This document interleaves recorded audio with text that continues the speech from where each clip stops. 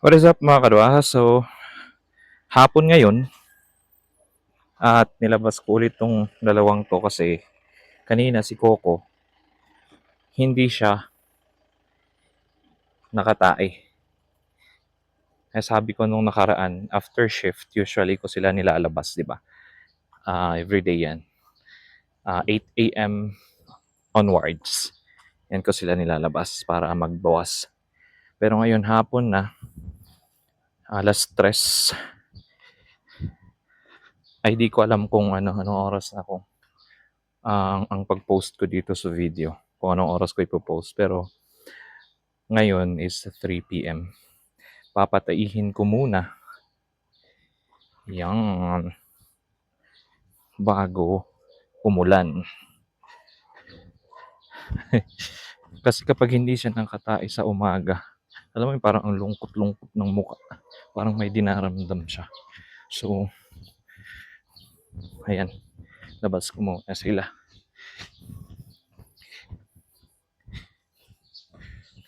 Dito sa ano na to. Mucho!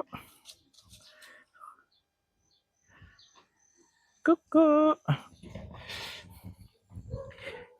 Dito sa parang alley na to. Yan o. Malinis dito sa side na to. Laging winawalisan. May-ari. Pero doon na sa side na doon, ang dumi-dumi. Hindi. Wala naman akong sinasabing sa mga may-ari ng bahay. Pero dito sa bahay na yan, mayroon akong sinasabi. Kasi malinis siya. Diba? Marami siyang free time. O kaya siguro si mother siguro yung dyan. When I say mother, I mean medyo may katandaan na siguro yung naglilinis dyan.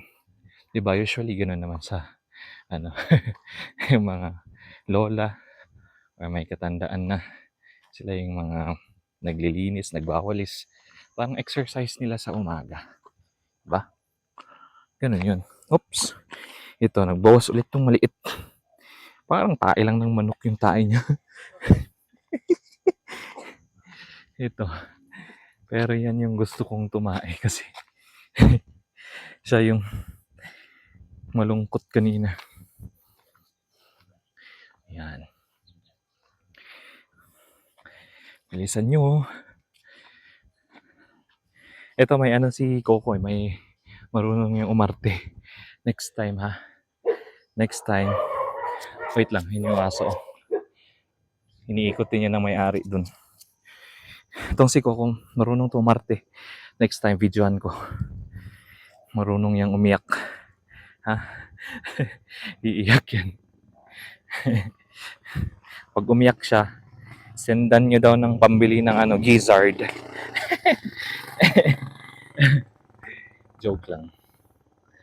Ayan. So, ito dito. Dito to sa Ciudad Grande Phase 2, Makakeng Sur. Talaki ng mga bahay dito. Oh, parang marami pang bakante doon. No?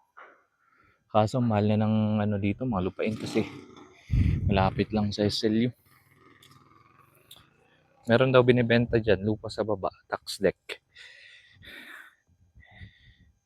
Pero feeling ko wala namang paggagamitan yung gobyerno, so okay lang bilhin kahit walang dito lupa. Kami, nagre-rent lang kami. Yung lote ng parents ko sa San Carlos Heights. Malapit doon sa Dragon Treasure. May nakasquat. Kaya kung may pera man kami at gusto naming magpatayo ng kubo-kubo, hindi rin kami makakapagpatayo. Mahaba-habang legal process yun. It can take 5 to 10 years and anong tawag doon? Mahal.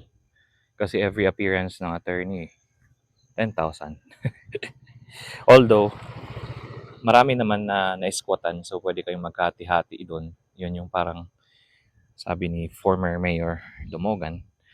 Kasi siya yung attorney na inano ng association. Parang hati-hati na lang. Kumbaga, pag 10 tao, yung appearance niya sa court, ano na lang, hindi 10K each, kundi hati-hati na lang, tig 1K. Alright? So, yun. Okay. So, may mga kamag-anak kami dito, may mga lupa, pero sa kanila yun. Hindi sa amin. Ayan. Nagre-rent lang kami. Hopefully, in the near future, makakuha kami ng sariling lupa at bahay. However, medyo malayo-layo na siguro sa town kasi mahal sa pag malapit. Mas maganda na rin yun kung malayo-layo para mas tahimik, mas peaceful, di ba? Alright. So, ayan. Nakapagbawas na si Coco. Okay. Peace mga kadwa. Until next time. Bye-bye.